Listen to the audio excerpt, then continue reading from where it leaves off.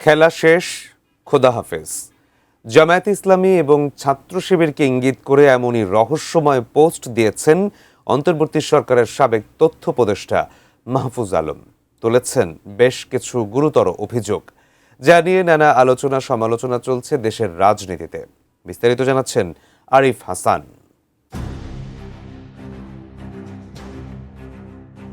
অন্তর্বর্তী সরকারের সাবেক তথ্য উপদেষ্টা মাহফুজ আলমের একটি ফেসবুক পোস্ট ঘিরে নতুন করে রাজনৈতিক আলোচনা শুরু হয়েছে। পোস্টের শুরুতে তিনি লিখেছেন, খেলা শেষ, খোদা হাফেজ। এরপরে ডানপন্থী গোষ্ঠীগুলোর রাজনৈতিক ব্যবহার, মব সন্ত্রাস এবং সাম্প্রতিক সহিংস ঘটনাগুলো নিয়ে একাধিক গুরুতর অভিযোগ তোলেন।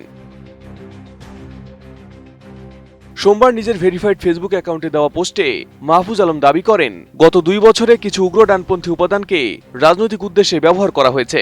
তার ভাষায়, এসব গোষ্ঠীকে বিভিন্ন সময় ব্যবহারিক শক্তি হিসেবে কাজে লাগানো হয়েছে। পোস্টে তিনি লেখেন, খেলা শেষ, খোদা হাফেজ। প্রশ্ন তোলেন, রাইট উইং অ্যাক্টর আর কুশীলবদের ফারফাইড এলিমেন্টস ইউজ করার ভয়ঙ্কর খেলা এখন কোন পর্যায়ে আছে?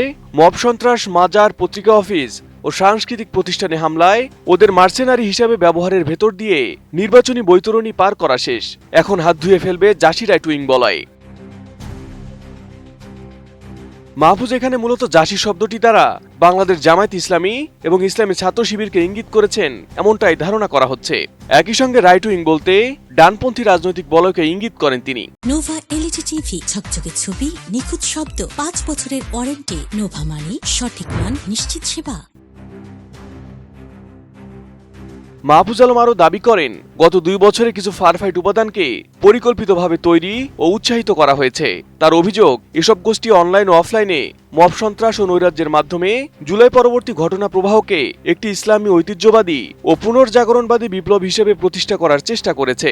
একই সঙ্গে এসব কর্মকাণ্ডের মাধ্যমে মুক্তিযুদ্ধের চেতনায় বিশ্বাসী মধ্যবিত্তদের মধ্যে জুলাই আন্দোলন সম্পর্কে নেতিবাচক মনোভাব তৈরির চেষ্টা হয়েছে বলে তিনি মন্তব্য করেন।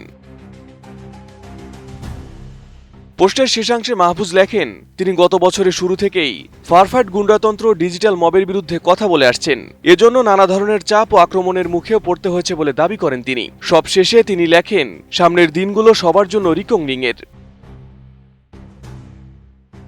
তবে মাহফুজ আলমের এসব অভিযোগের বিষয়ে বাংলাদেশ জামায়াত ইসলামী বা ইসলামী ছাত্র শিবিরের পক্ষ থেকে তাৎক্ষণিক কোনো প্রতিক্রিয়া পাওয়া যায়নি। ফলে তার উত্থাপিত অভিযোগের বিষয়ে সংশ্লিষ্ট সংগঠনগুলোর বক্তব্য এখনও জানা যায়নি।